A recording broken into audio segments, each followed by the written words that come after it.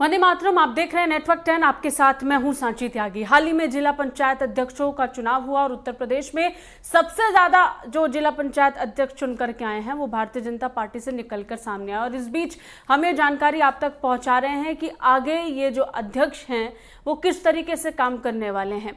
और इस बीच आज हम बात करेंगे मुरादाबाद की। मुरादाबाद से जिला पंचायत अध्यक्ष शेफाली सिंह का चुनाव हुआ और आज वो हमारे साथ जुड़ चुके हैं। उनसे बात करेंगे, जानने की कोशिश करेंगे कि जिला पंचायत अध्यक्ष बनने के साथ ही आगे जो चुनौती आने वाली है उनसे कैसे दो चार होंगी। बहुत बहुत शुक्रिया शेफाली जी, आपका आपने समय दिया, हमें वक्त दिया। धन्यवाद सांची जी, आपने मुझे यहाँ बुलाया। सबसे पहले तो अभिनंदन आपको, आपने इतनी बड़ी जीत हासिल की। भारतीय जनता पार्टी से चुनकर के आप जिला पंचायत अध्यक्ष के पद पर विराजमान हैं और अब आपको पूरे मुरादाबाद का ख्याल रखना पड़ेगा।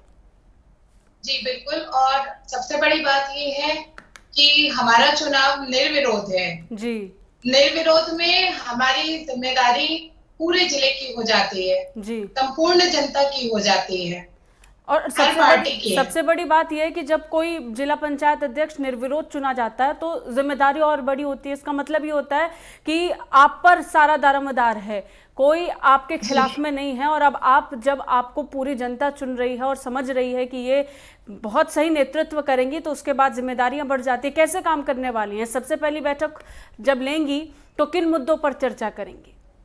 सबसे पहली बैठक जो हमारी होगी उसमें हमारा सबसे पहला मुद्दा सड़कों का है। हम अपने वार्ड में भी और अन्य वार्डों में भी सभी जिला पंचायत सदस्यों की सबसे प्रमुखता जो है वो सड़कों की है। सड़कें खासतौर से इस मानसून सीजन में गांव की सड़कों में बहुत बुरा हाल हो जाता है जी। गाड़ियां फंस जाती हैं, लोगों का आना जाना दिक्कत हो जाती है। तो हमारा पहला मुद्दा तो सड़क है जी। सबसे पहले हम सड़कों पे काम करेंगे। जब सड़कें बनेंगी, जहां लिंकिंग होती है, रोड्स की लिंकिंग होती है, तो फिर अन्य योजनाएं जैसे कॉलेजेस की, या फिर हम महिला शिक्षा की बात करते हैं तो गर्ल्स कॉलेजेस की, इंटर कॉलेज की, इनकी बातें करते हैं, रोजगार की बात करते हैं, सब्जी मंडियों में और गांव के बाजार के विकास की बात करते हैं जी। तो ये सारी चीजें सड़कों से ही होकर आएंगी। अच्छा, इसके साथ साथ कोरोना काल भी चल रहा है, स्थिति बहुत विकट है, परेशानी का समय चल रहा है। दूसरी लहर से किसी तरह निकल कर बाहर आ गए हैं, लेकिन अब तीसरी लहर बहुत बड़ी चुनौती बनकर के उभरेगी। तीसरी लहर को देखते हुए क्या निर्देश आप जिला पंचायत सदस्यों को देने वाली हैं और किस तरीके से आप आगे काम करेंगी? देखिए, दो निर्देश रहेंगे किसी भी बीमारी के लिए। चूंकि मैं स्वयं एक डॉक्टर हूँ जी, तो सबसे पहली चीज तो होती है प्रिवेंशन जी। कहते हैं ना कि prevention is better than cure ji. तो प्रिवेंशन के लिए 2 गज दूरी, मास्क और टीकाकरण जी, इन तीनों पे हमारा जिला पंचायत सदस्यों का, सारे ही सदस्यों का पूरा दारोमदार रहेगा। फिर दूसरा स्टेप है आपका ट्रीटमेंट जी। तो जल्दी डायग्नोज करना और उसके बाद जल्दी से जल्दी ट्रीटमेंट मुहैया कराना। हमारी कोशिश रहेगी कि जैसे तमाम जनप्रतिनिधियों ने, विधायकों ने, सांसदों ने अपनी निधियों से ऑक्सीजन प्लांट्स बनवाए हैं जी, तो हमारी ये कोशिश रहेगी कि जिला पंचायत सदस्य भी अपनी निधियों का इस्तेमाल इन ट्रीटमेंट्स में, ऑक्सीजन में, इनमें इस्तेमाल करें। अच्छा, एक चीज जो देखी गई है, राज्य सरकार ने ये निर्देश विधायकों और सांसदों को दिए थे कि आप एक CHC PHC गोद ले लीजिए।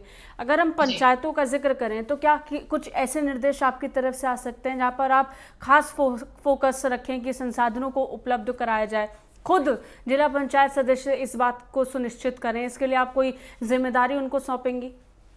देखिए, राज्य सरकार से ये जो CHC PHC गोद लेने का आया जी, ये जिला सदस्यों के लिए भी है, जिला पंचायत सदस्यों के लिए भी था और तमाम जिला पंचायत सदस्यों ने ऑलरेडी CHC या PHC को गोद ले लिया है जी। ऑलरेडी हम लोगों ने लिया हुआ है। मैंने खुद ने कुंदर की PHC को गोद लिया हुआ है जी। तो कैसा काम चल रहा है वहां पर अभी शेफाली जी? वहां पे हमने 2 बार हम दौरा कर चुके हैं।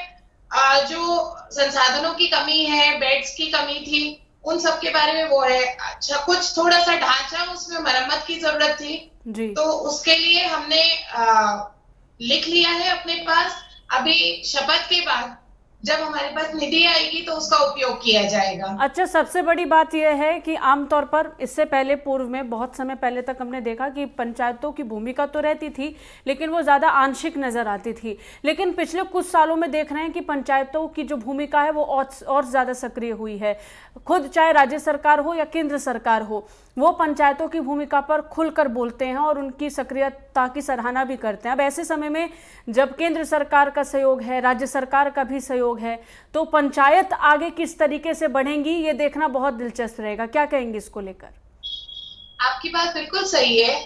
हमारा जो देश है वो 70% ग्रामीण है जी। अर्बन एरिया बहुत कम है हमारा। और हमारे प्रधानमंत्री मोदी जी शुरू से इस बात को कहते हैं कि हमारा देश गांव में बसा हुआ है जी। भारत गांव का देश है, शहरों का देश कम है जी। जो हमारा विकास गांव में होना है वो पिछले कई सालों से पिछड़ा हुआ था। अब आप देखिए पिछले कई सालों से काम, आप ये देखिए कि आज ये जो इंटरव्यू आप ले रहे हैं जी, ये गांव-गांव में सोशल मीडिया के थ्रू अवेलेबल है जी। आज से 5-6 साल पहले शहरों में तो इंटरनेट बहुत अच्छा था लेकिन 2G के जमाने में गांव में कभी इंटरनेट नहीं आता था, नेटवर्क सिग्नल नहीं आते थे जी। आज गांव-गांव का व्यक्ति इंटरनेट इस्तेमाल कर रहा है, सिग्नल्स का इस्तेमाल कर रहा है। ये कहीं ना कहीं जो हर गांव में डाटा केबल डाले गए उसकी वजह से है। तो गांव का विकास होगा तभी हमारे भारत देश का विकास होगा। और पंचायत चुनाव, पंचायत सदस्यों का इसमें बहुत अहम रोल है क्योंकि ग्राम प्रधान, ब्लॉक प्रमुख और सब पंचायत सदस्य तीनों मिलके जब योजनाएं करेंगे और इन योजनाओं का भली भांति रूप से पात्रों को लाभ मिलेगा तभी हमारे देश का विकास होगा। अच्छा, कुछ पॉइंट्स आपने शुरुआत में जिक्र किए जिस पर आपका खासा फोकस रहेगा, वो इंफ्रास्ट्रक्चर यानी सड़क और इसके साथ साथ जो अन्य विकास परियोजनाएं हैं उनसे जुड़ी हुई रहेंगी। इसके साथ ही महिला सुरक्षा का भी आपने जिक्र किया कि आप उस पर भी खासा फोकस रखेंगी, उनको पढ़ने के लिए या फिर उनको सुरक्षा देने के लिए आप उस पर लगातार प्रयासरत रहेंगी। कैसे कैसे तैयारियां रहेंगी अगर बात हम महिलाओं की करते हैं? क्योंकि गाँव देहात में आमतौर पर देखा गया है कि उच्च शिक्षा के लिए तो सबसे पहले आगे कन्या नहीं बढ़ती और बढ़ भी जाते हैं तो फिर सुरक्षा की कमी देखने को मिलती है। तो कैसे इन चीजों का ख्याल रखेंगी? देखिए, महिलाओं का हमारे देश में अगर हम सेक्स रेशियो देखते हैं girl child versus boy child में, तो हमारे देश में 848 है सेक्स रेशियो जी। मुरादाबाद में इस समय 911 है सेक्स रेशियो। 1000 लड़कों पे 911 लड़कियां हैं जी। ये 2011 के सेंसस से आप में बढ़ोतरी है। पहले 904 थी लड़कियां, अब 911 हैं जी। तो हमारे पास महिलाओं को सबसे पहला मौलिक अधिकार है पैदा होने का जी, जो हमारे देश की लड़कियों को नहीं है। ये बात आप मेरी मानेंगी कि बहुत सारे प्रदेशों में तो लड़कियों को पैदा होने का मौलिक अधिकार ही नहीं है जी। सबसे पहला कदम एज अ डॉक्टर मेरा ये होगा कि हम भ्रूण हत्या के खिलाफ काम करें जी। भ्रूण हत्या के खिलाफ जब हम काम करेंगे तो सबसे पहले हमारी बच्ची पैदा होगी तब उसमें योजनाएं शुरू करी जाएं कि उनको स्कूल की सुविधा हो। देखिए, प्राइमरी और बेसिक शिक्षा तो फिर भी लड़कियों को मिल रही है जी। प्रॉब्लम आती है लड़कियों को हाई स्कूल और इंटर के बाद जी। मैंने अपने भी वार्ड में कई जगह देखा कि हाई स्कूल तक तो लड़कियां पढ़ी हुई हैं लेकिन फिर इंटर कॉलेज ना होने की वजह से लड़कियों की शिक्षा छूट जाती है। तो मेरा अपने शिक्षा अधिकारियों के साथ मिलकर ये बड़ा प्रयास रहेगा कि हम बहुत कम दूरियों पे लड़कियों के लिए इंटर कॉलेज और डिग्री कॉलेज का निर्माण कराएं जी। वे बहुत जरूरी है। अच्छा, बहुत कम ऐसा देखा गया है कि लोग शिक्षा और स्वास्थ्य को सबसे पहले प्राथमिकताओं पर रखते हैं और आपको सुनकर ऐसा लग रहा है कि शिक्षा और स्वास्थ्य पर आपका खासा फोकस रहेगा। अगर हम बात अभी जो कोरोना पेंडेमिक का चल रहा है और इसका जिक्र करना बहुत ज़रूरी है क्योंकि राज्य सरकार ने ये कहा हाल ही में कि तीसरी लहर के बचाव के लिए ज़रूरी है कि बच्चों तक कोरोना किट प्रोवाइड की जाए, जो ज़रूरी मेडिसिन हैं वो समय से पहले बच्चों तक पहुंचा दी जाएं। इसी कड़ी में इसकी शुरुआत अब हो चुकी है। अगर आपकी पंचायत का जिक्र करें, अगर हम मुरादाबाद का जिक्र करें, तो वो किस तरीके से काम करने वाली है इस ओर? देखिए, कोरोना किट्स ऑलरेडी हमारे यहाँ उनका विस्तृत करना शुरू कर दिया है जी। और बच्चों तक काफी किटें हमारे यहाँ दी जा चुकी हैं। इसके साथ साथ हमारे यहाँ नर्सिंग होम एसोसिएशंस और आईएमए के साथ मिलके हम लोग पीडियाट्रिशियंस को ट्रेन करने की कोशिश कर रहे हैं कि पीडियाट्रिशियंस जो हैं, जो बच्चों को सबसे प्राथमिक रूप पे देखेंगे जी। वो कोरोना के लक्षणों को जल्दी पहचाने और जितनी जल्दी लक्षण पहचाना जाएगा उतने आसानी से ट्रीटमेंट होगा जी। बच्चों में इम्यूनिटी वैसे भी अच्छी होती है। इम्यूनिटी डिक्रीज करने वाले फैक्टर्स जैसे कि माल नरिशमेंट हो गया और बच्चों में टीकाकरण ना हो पाने की एक जो प्रॉब्लम है, जो अन्य बीमारियों के लिए जी। भाई कोरोना के टीके की बात नहीं कर रही हूँ मैं, अन्य बीमारियों के जो टीके होते हैं, जो बेसिक हमारे बीसीजी, मीजल्स इनके जो होते हैं, डिप्थीरिया वगैरह के वैक्सीन, इन वैक्सीन पे ध्यान देना है कि बच्चों को हर बच्चा टीकाकरण ले, हर बच्चे की मेल नरिशमेंट और इम्यूनिटी पावर के बारे में ध्यान दिया जाए और जितना अर्ली डायग्नोसिस होगा उतना अच्छा ट्रीटमेंट होगा। अच्छा, अब जिला पंचायत सदस्य चुने जा चुके हैं, जिला पंचायत अध्यक्ष का चुनाव हो गया है, ऐसे में क्या संदेश आप आम जनता और अपनी जिला पंचायत सदस्यों को देना चाहती हैं? मेरा आम जनता और अपने सदस्यों से यही एक गुजारिश है कि विकास एक अकेले प्रधानमंत्री या अध्यक्ष का जिम्मा नहीं होता जी। विकास, देश का विकास देश के हर नागरिक का जिम्मेदारी है।